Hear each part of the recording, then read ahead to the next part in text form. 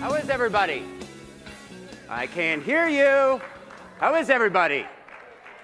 So I got a question for you. Are you guys up for a challenge? Yes. The coffee's over there. The challenge is twofold. One is, well, it's actually kind of combined, but it's keeping up with me because I'm about to present an insane amount of information in the time allotted, which is about 45 minutes, and you have to keep up. But don't worry, it will be available to all attendees later on the iMedia website, I believe. We'll certainly send it to you if you need it. And we might end up having a little kind of a breakout session, and I'm going to ask for super rapid response time on that. So I want you guys to kind of keep up the pace with me.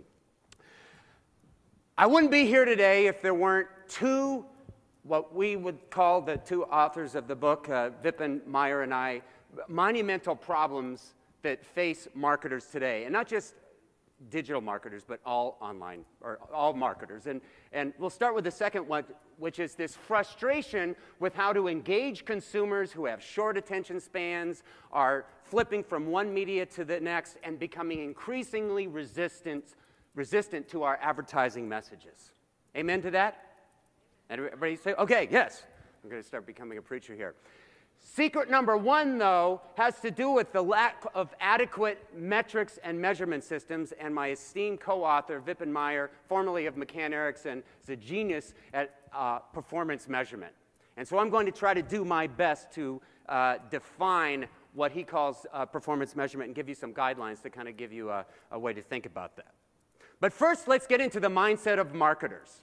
Are there any marketers in the room? Just checking. I want to make sure I'm in the right conference here.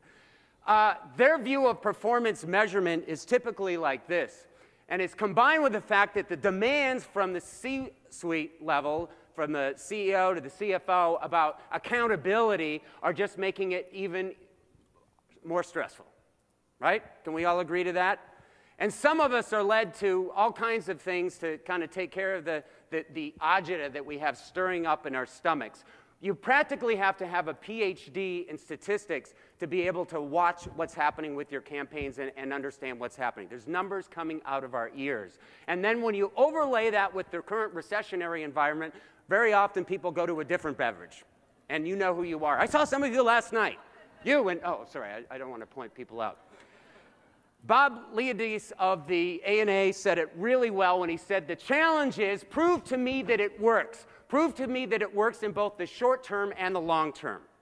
Not just the quick click, but show me that over time, the money that I'm investing in marketing and advertising is actually paying something back to the company.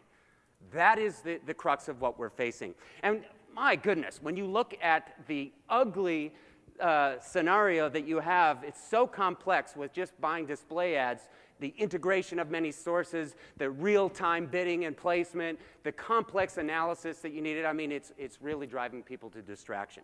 But first, let's take a quick look back at what is at stake here, because ultimately, it comes down to one thing, and that's money. According to eMarketer, based on our definition of advertising, including traditional and online, we're talking about $157 billion that is spent in the US every year. All right? According to Outsell, which includes some form of marketing on top of that advertising, we're talking about $368 billion. And if you use even more loose definitions of marketing, you throw a bunch of other things in there, and I have no idea what goes into that sloppy pot, but Verona, Suler, Myers, PwC, et cetera, say it's $1 trillion. Now, that may not sound like much money. You know, what is it to the national debt? But it's still a lot of money piled up. That was supposed to be funny. Okay, I guess it's not really funny, is it? In that big, huge circle of $1 trillion is that thing we call internet ad spending, $31 billion. And I would like to position to you that that is now becoming the hub of all media. It is where more and more consumers are spending their time in their engagement, right? It's a huge purchase influence, as we all know. It is now, if you didn't know this, 1/5 of all advertising spending. That's that of the $157 billion. And next year, in 2012, internet will surpass the combination of magazine and newspaper spending combined. So that's a major thing. And the other thing is, it has become the media measurement hook. Whatever you're doing in television and radio and newspapers and so on, you often use internet and mobile to capture what's really going on with the consumer, that level of engagement. So it's often the measurement hook, and that's why I like to think of it as the power of one media to rule them all. All right, maybe I'm getting a little carried away here. Sometimes I get a little excited. Okay. If we look at online ad spending in terms of the growth rate, 31 billion in 2011 as we saw, what we're looking at is 20.2% growth rate this year. Many of you might be thinking, what are analysts at eMarketer drinking such that they would, come up with such a high number? Don't you know it's the recession? And in fact, a bunch of the other research companies also have the growth rate for online advertising, and you see that they're all a little lower than eMarketer. In this case, we're the highest. But unless the economy really goes south, we think that other researchers will start to come up to the level that we've established there. In fact, many will exceed us at 20%, so it could be even higher. So very, very rapid growth. And by the way, we benchmark against the Interactive Advertising Bureau, and our numbers are based on a bottoms-up approach, looking at all of the major players in our market. So it is reality-based. But that's what we're seeing. Of course, somebody at the back of the room, curious minds want to know, where is all this digital money coming from? In the papers today in the Wall Street Journal were two different articles from Barclays and Cantor Media that says now they're ratcheting down their total media ad spending to only total media ad spending, including everything, right? Ratcheting it down from about 3% down to about 1.4%. So very little of the digital money is coming from new money, at least in this current recessionary environment. What we do think is that a lot of it's coming from traditional media. And in fact, this was in the Wall Street Journal recently, and it shows that TV spending will continue to rise in 2012. Internet, on the other hand, is growing at an even faster rate at the expense of newspapers and magazines. And that's borne out by a number of different studies. This one's showing that 65% of marketers are pulling 10 to 20 to 30% of their advertising dollars from traditional and dumping it in to digital. Okay? And some are even taking more. We don't have time to do a massive real survey, but I just want to hear some numbers in the room. If you're brand marketers, just kind of anonymously yell out some numbers as to what percent of your digital spend is coming from traditional. Can we just hear some voices out there? Just one at a time. Anybody? Anybody? What's that? 100. Wow. It's all coming from traditional. All right. So the trend is definitely there. Again, it's not coming from new money as much as it's coming from traditional media, and particularly magazines and newspapers. So now we're going to get at secret number 2, which is about this problem of engagement with consumers.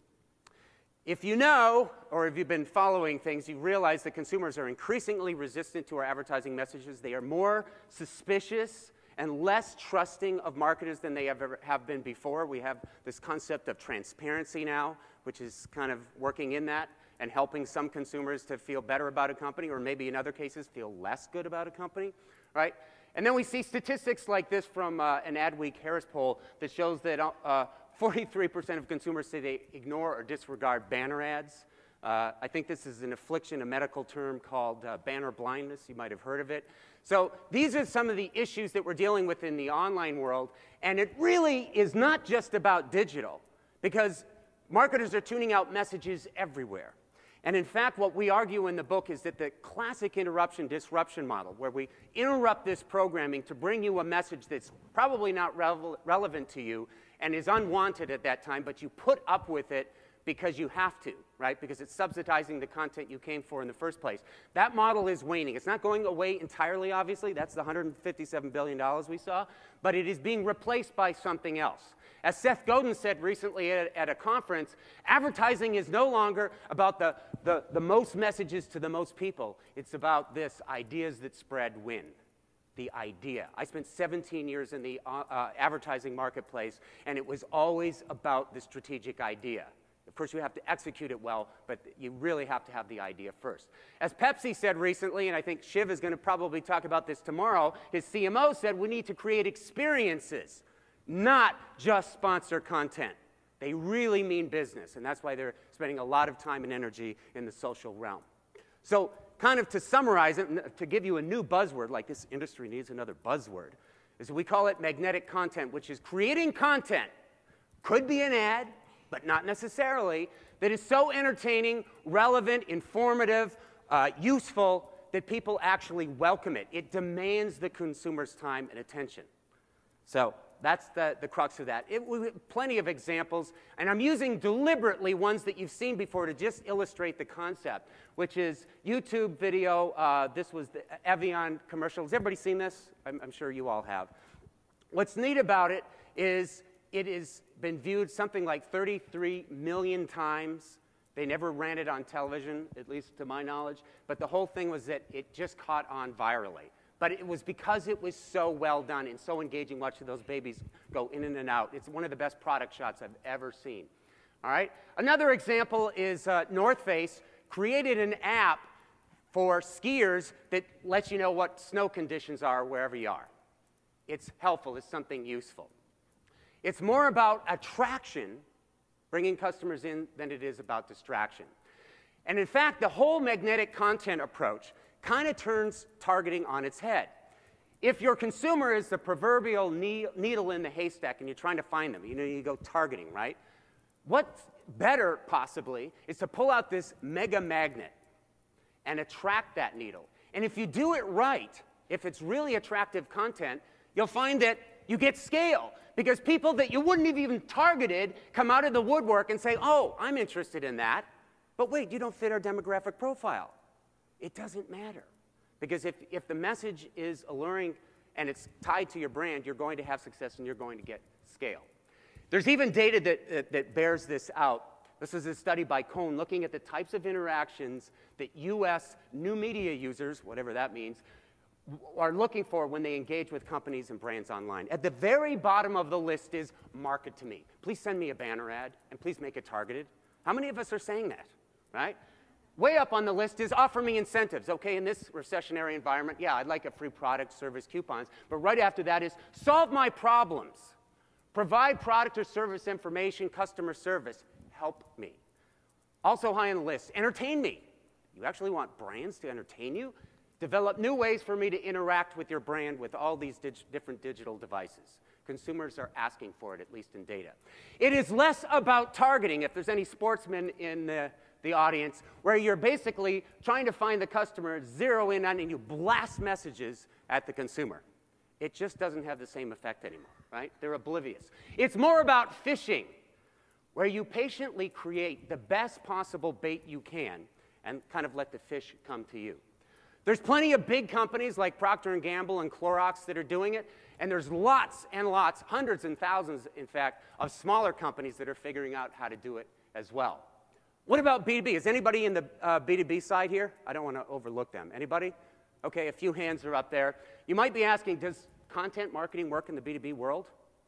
Is anybody enjoying this presentation so far? You can be honest. It's content. Now, I could sit here and pitch and tell you how many clients we have and so on, but who cares, right? It's got to be content. All right. We don't have time to get into this because our time has been a little cut short, but I want you to think privately in your minds, what is an engagement experience that you've had with a brand, right? Could be an ad or something else that was so captivating that it was a welcome part of your life, and maybe you shared it with somebody. If you can think of that, just keep that in mind. Now I'm going to kind of take you through the criteria that we've established in the book for what constitutes magnetic content. And there's 5 things all the way down at the bottom. It has to make use of the channel in which it's operating. But above that, the most important things are, is it unique? Rip-off, copycat stuff doesn't work. Is it useful? And then we ask questions like, is it well executed? Because you can have a great strategic idea and then fail miserably in execution. And is it fun? Okay? Ask yourself this basic question. You're a marketer, maybe you're in the agency world. Would you personally want to receive this content and be likely to share it with others? If not, it's probably just advertising. And I mean that in the most nice way. Stuff like this ain't going to cut it no more, right? You might get a click, but long term, that's not going to work. The reason why this campaign was successful was partly because it answered the question, yeah, it's unique. Never saw that before. It was very well executed, right? They got the right actor for the job. And gosh darn, it was fun. I was in Canada on vacation when the campaign broke, and we were sharing it and laughing and watching the commercials over and over again. All right, now let's make it real.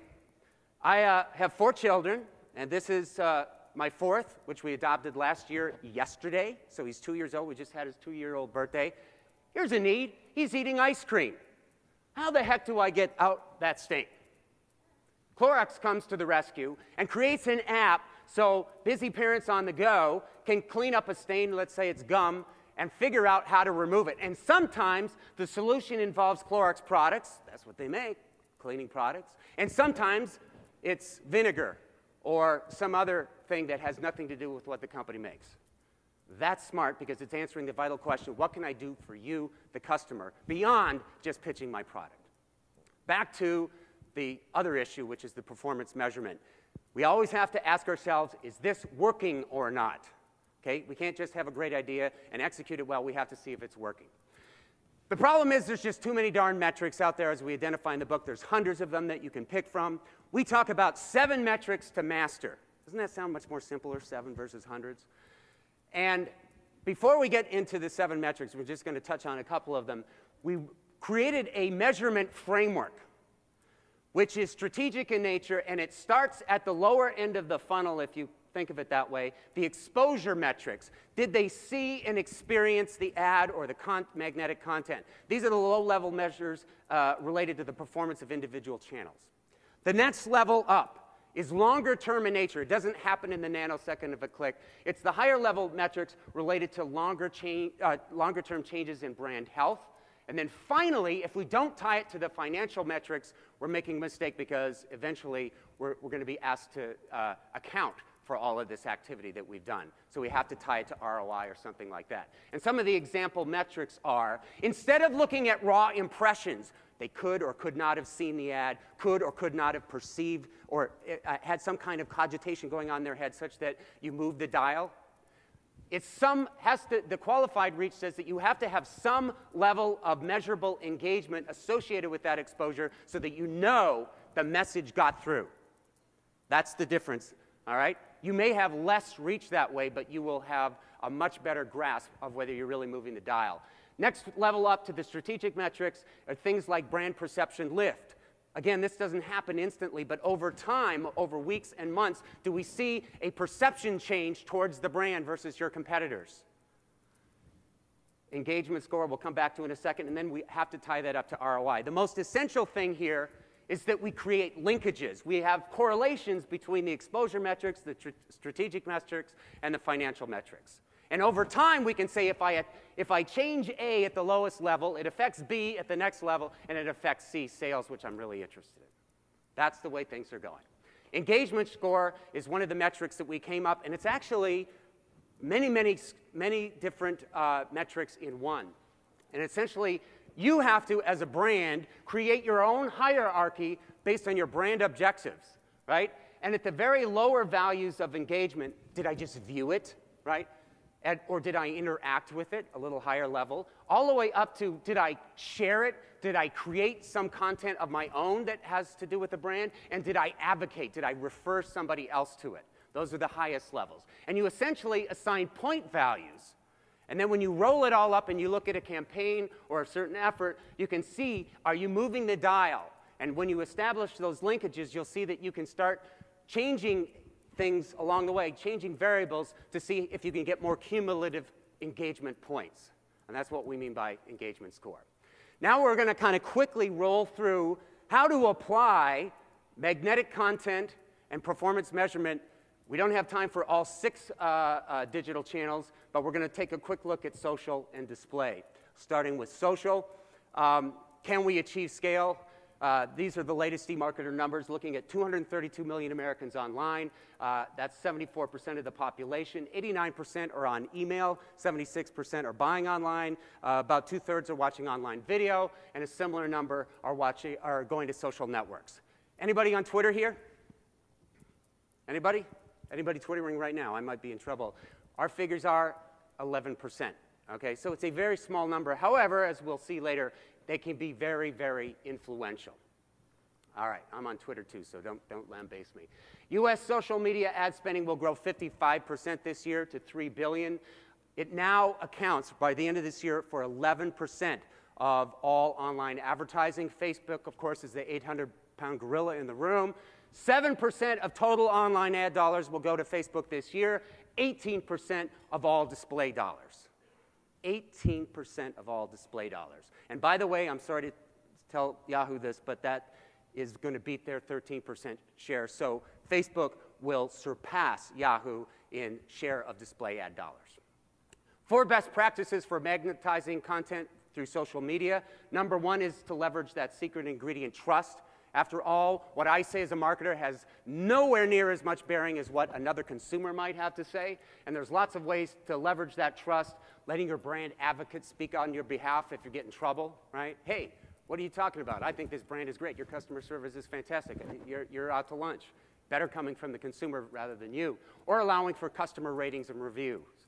Transparency equals trust. If you allow a little bit of the negative to pop up, we will believe as consumers all the more the positive stuff that we see there. We need to have a balanced view. Listening leads to learning. Through social media, of course, if we use the right monitoring tools, we can understand about how consumers are talking about your brand or product or your competitors. Notice what words and language they use. Can you use that in your keyword search buys? Can you use it in your television campaign? Maybe they describe the pain point differently. By listening, we observe, we learn, and we start to become one with the consumer. We also learn about their interests and intentions, and we can immediately or very quickly get a read on perceived problems with your product or customer service. Of course, Twitter is great for that, right? And tons of companies, of course, are doing that listening, learning thing. Dell, of course, went through Dell hell to get there, but that's why they created a social media learning or social media listening command center. I mean, they have 10,000 people accredited in the company to be able to personally advocate on behalf of a consumer for their respective department. They created a chief listening officer, and many other companies are doing the same thing. And I'm just going to briefly tell you about a personal story that I learned about the power of listening and social media. This is a true story. I told you about my other son. My oldest son, who's 16 years old, is an absolute tech geek fanatic. He buys everything tech. And one Christmas, just a Christmas ago, we bought him a very expensive software package from Adobe. It was Adobe Creative Suite 4. He loved it. And then there was a problem. Within the year warranty, we had an issue, and he was not able to re-download the software. So he did what every customer would do. He called the 800 number and then had no response. They just said, no, we can't help you. I then called, Dad has to step in at some point, and I actually did this at work, true confession, because I figured maybe there might be a story that might come out of this that I could use in a presentation like today, and sure enough.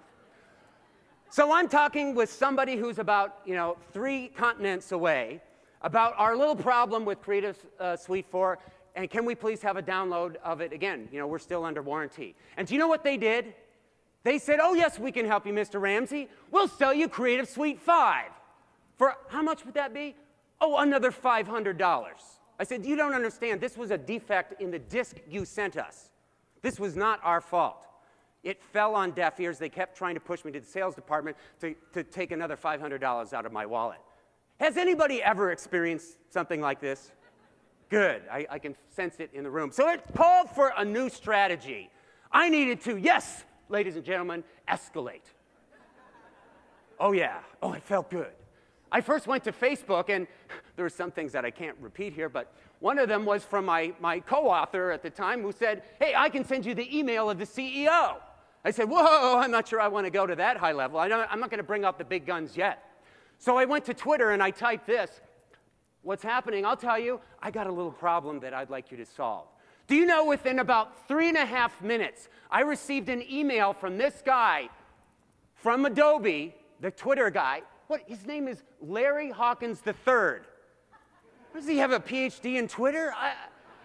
I'm telling you, they're really getting serious about this. And he sent me a link that the other guys in Bangladesh said was not possible because it didn't exist anymore.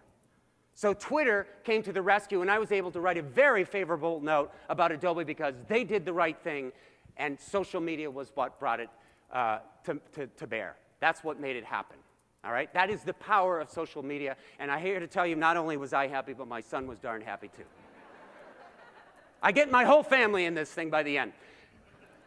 Number 3, magnetizing content is to add value to the conversation. If you're at an expensive, fancy dig place, and you're coming up trying to sell a used car, you're not fitting in.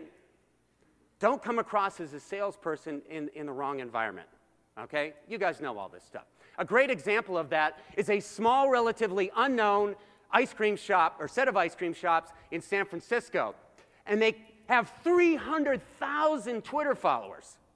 This is a little, 13-chain ice cream shop because they have this really irreverent kind of copy-style approach to their Twitter. They almost get a little kinky and strange in sorts of ways, and people love that, and they have more and more followers coming out of that, but it also pushes new ice cream flavors, which people really want to hear. They welcome that. So this meets all of our criteria. It's certainly unique, the way they write the copy. It's useful because it tells me about new ice cream flavors coming out. It's well executed. Again, the copy's great. It's certainly fun, and it's a great use of the channel.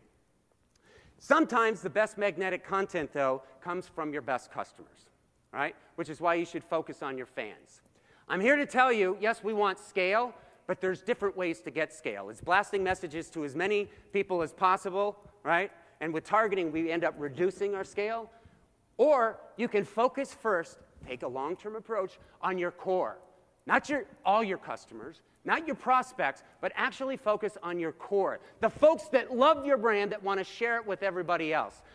You will find them via social media. They're out there. They're singing your praises. Vaseline did that, found all kinds of people who absolutely loved the brand that it had never heard of before, and they actually put them in television campaigns. And then, of course, all over the digital world. You nurture them carefully. These are your best customers. And when I say that, I mean really spend time on them. Like I spend way too much time on PowerPoint. You ever notice that? Strange. If you do that, you nurture them, they will tell others, and they will tell probably the right people who will be more inclined to want to experience your brand as well. The more people they tell, the better. And of course, to help them do that, and there's lots of companies who are doing that, you want to empower them to share. And creating a fan page is just one way to do that. Just one way to do that. And of course, the data says that consumers who like or follow a brand, there's kind of a cause and effect issue here, but they're more likely to buy, they tend to spend more money, are more likely to recommend, et cetera, et cetera. So it's all good. SHARPIE does a great example of this, or has a great example of this, of finding fans, empowering them, and then nurturing them. And they do it through contests. And the latest one, which you see up top here, is a video contest, okay? They're soliciting consumers so that they're creating some of this great content. These are actual drawings from consumers who are using SHARPIE pens, all right? They didn't have to do all the hard work. And don't those people want to tell all their friends about, hey, look, they're using my creation in an ad, or they're putting it on YouTube. This one at the bottom here is a video, and it's supposed to be really great. I haven't even seen it yet, but everybody's all talking about it. 62 million views on YouTube, and it just came out. That is scale. That is the power of reach. ROI, I just want to address very quickly. Has anybody got ROI figured out with social media yet? I talked to you last night. I know that's not the case. That was a nice try, though. I have been doing this talk, or a version of this, for about 3 years now, and not one person has ever raised their hand. The data supports that. Percent of marketers saying their ability to measure ROI is good, okay? Way down at the bottom of the list. Under TV and newspapers and magazines, like anybody's measuring that, 19%, right? Let's go back to our framework, and very briefly, those exposure metrics of liking and following, all very good, right? But it's not what the CEO and the CFO are looking for. It is not the end game. What you want to do is things like conducting post-visit surveys with an exposed versus control group. This is simple, basic stuff. This isn't a new idea. It's direct marketing at its best. To understand over time, Are we moving the dial with people's perceptions towards our brand through this social media efforts and all these fans and followers such that they are more inclined to purchase or consider our product? And then roll that right up to the ROI metrics, and you better have visibility into their actual buying behavior, however you get that. Again, linkages are absolutely central. Now I have time for just a little bit more to talk about display advertising, which of course is going gangbusters if you didn't know that. I said that before that online ad spending is growing 20% this year. You know what's growing higher? Is display advertising at 24.5%. That's based on our latest numbers, all right? That's faster than search. Other researchers have their own numbers. Only one of them is even close to us at Magna Global, right? But that number that they came up with is only a few months old. The other researchers are just starting to catch up with what's going on. And again, we're basing this on actual real numbers from the big players in the marketplace. So 24.5% growth for display advertising. Who would have thunk? Why? Bunch of reasons. Just as with search, when Google had these self-serve platforms, we're starting to see that with display advertising. So small and medium-sized businesses can easily start to purchase display advertising. Of course, real-time buying exchanges create improvements in the display targeting and the efficiencies and the various metrics that we're coming up with. And of course, Facebook, as I said before, is creating all kinds of new ad display opportunities. You know, stay tuned over the next 6 months. We'll see a lot of exciting things happening. And of course, hockey stick growth in video, which is a form of display the way we define it. All the numbers suggest display is growing. Online video, 52% growth this year. Very exciting. You might not have seen this. Video ad spending as a percent of display. Right now, it's only about 17.5%. We see those dollars rising to a third in just a few short years. So be prepared. We're also starting to connect the dots better. Marketers are availing themselves of data that shows like this, that display ads drive people to do a search activity, visit a website, they can buy online or buy offline, which is more likely the case. The key is to create attribution models that respectfully give display advertising its due, all right? The most critical point, and I spent 17 years in the business of creating brands, and I know for a fact that we didn't run a TV commercial and the very next morning we sold 50,000 boxes of cereal. It doesn't quite work that way. It works over time. So why should we expect we run an ad or a campaign and then we measure a click and we wonder why we have not figured things out and we get these very, very low click-through rates? Engagement needs to be measured over time. And again, the thought processor, the molecules that are going on in a consumer's head take time to mature, and they slowly but surely move towards some kind of consideration for your product and then actual purchase. But it can take weeks, months, or in the case of B2B, years, right? So don't, as John Patel says, don't try to build your brands by optimizing for clicks. You've heard this many times before, but I just had to reiterate. Essentially, if we boil it all down for display advertising, it's getting better at both the art and the science. All right? The science is about using data and analytics to better target, deploy, and measure ads with real-time bidding and so on. The art, which is a lost art, in my opinion, is focusing on better creative, a la magnetic content. Better ideas, better execution, including video, providing multiple engagements within the banner. There's all kinds of ways that we can do that. As John Gibbs, who's a senior researcher at Nielsen, said, and you know, this is a rough number, but he says that creative is about 70 to 80% of the effectiveness of advertising. Not all the data and analytics, but the actual creative. Because you can have sucky creative, and you can measure up the wazoo, and really, you get nowhere. All right? Creative execution counts. This is from Dynamic Logic. They did a whole series of tests on brand awareness changes based on different campaigns. Top performers, they saw a consistent lift in brand metrics with top performing campaigns, the best creative, right? This is just measured by actual consumers responding. Bottom performers, the numbers actually go south.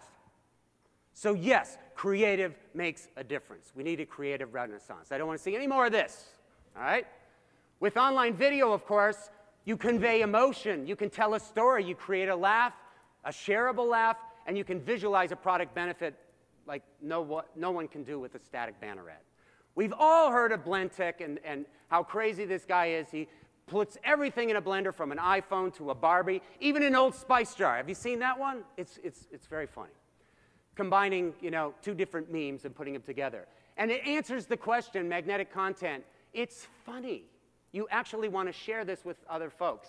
And by the way, Blendtec sales are up 700% since they started running that campaign. I'm going to close, because I have 5 minutes left, and I think we will actually have time for questions, with a personal story. When I was 15 years old, I was a professional magician. And I was struggling because I wasn't getting enough gigs. You know, the Boy Scouts and the birthday parties were running a little thin, and I decided if I could do restaurant magic and ask the proprietor to pay me to do 2 hours of what we call tabletop magic every evening at a local swanky place, that would be better for me because I have a consistent gig and I know I'm going to get paid a nice amount of money. And so here's how it worked. I practiced till my fingers were raw. I spent day and night boring the crap out of my entire family, particularly my 2 younger brothers and sisters. Oh, don't you want to see that trick again? Oh, look, I've improved it. But that's what it took to get to the level of engagement so that I could say I really had magnetic content that would attract people rather than be a distraction. Because I was actually coming up to you while you're, not while you're actually eating your dinner, but while you're waiting for the food to come or waiting for the bill to come and say, would you like to see some magic? Oh, by the way, it's on the house. The proprietor is paying for this. But I needed a second magic formula, or secret, as we call it. I needed performance measurement. All right? I didn't have any fancy studies or surveys, but basically I had 3 questions. Did you enjoy having the magician at your table? I mimeographed this. This is back in the 70s, just to date myself. Right? Did you enjoy having the magician at your table, which is essentially saying, are you liking the brand? Is this a positive experience? Okay? The second question is, would this magic that you've experienced tonight encourage you to come back to this restaurant? A critical question for the restaurant owner, because it's getting at brand loyalty, customer repeat purchase. I didn't even know what those words were back when I was 15 years old, but they sounded like a good idea. And the third question was, I can't believe I even came up with this one. I said, question number 3, would this encourage you to invite other friends and family members to this restaurant? Viral marketing. And people not only said yes, they filled volumes of handwritten notes saying how it changed their life and it was this wonderful experience. It made it, okay, a little exaggerate, but they really enjoyed it, and it transformed what was an ordinary dinner at this nice place to a special evening. All I had to do at the end of the day was say, here, Mr. Proprietor, here is the data that says people not only liked it, that they want to come back and they want to tell others. He said, here's your $40, kid. And back in 1976, $40 was a lot of money tax-free for 2 hours of work. I had a good time back then. So all this to say, and I know that Brad is thinking this, we've pretty much run out of time. And I think we have time for a question or two, or maybe not, because I know we were running late before. I want to say thank you. Please do buy my book. But more importantly, follow me on Twitter and send me an email if you want to. And with that, I say thank you. Actually, can we have that screen back up again? Appreciate it. Do we have time for a question, or no? We have time for a question or two. Let's get some questions. I'm going to take some water. Questions? I can't see, so you guys just find somebody and... We have one back here. All right, house rules, everybody. Stand up. Tell us your name and who you're with. I'm Geoff Ramsey. I'm with eMarketer. I'm sorry, you meant the audience. That was Jeff. Hi. Jeff, I'm from India. My name is Vivek Bhargava. I represent a company called Communicate2. One of the challenges that I face is that content creation is a great idea for most of the clients. But if they're spending $100 on paid media, in conventional world, they spend $4 on creative and other things, $96 in paid media. In digital, the ratio needs to be probably with content creation, analytics, microsites, content, etc. It could be as much as 70-30 in paid and unpaid media.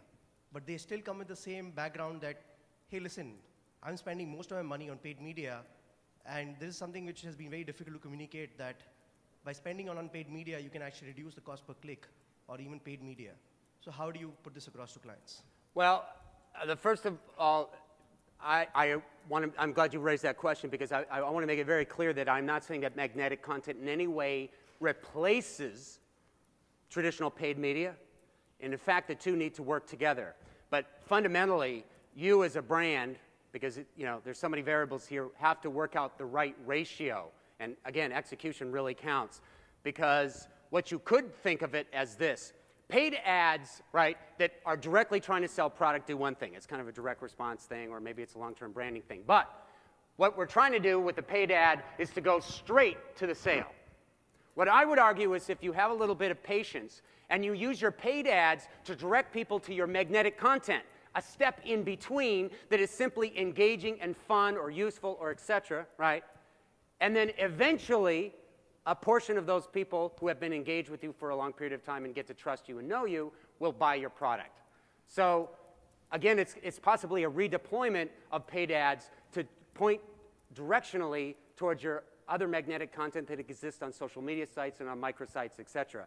As to the allocation of that spending, that is completely up to marketers, and I wish I had a magic solution, but I don't. I think that's it for questions. I will be around till around 1 o'clock today. Thank you very much, folks. Thank you. Thank you, Geoff.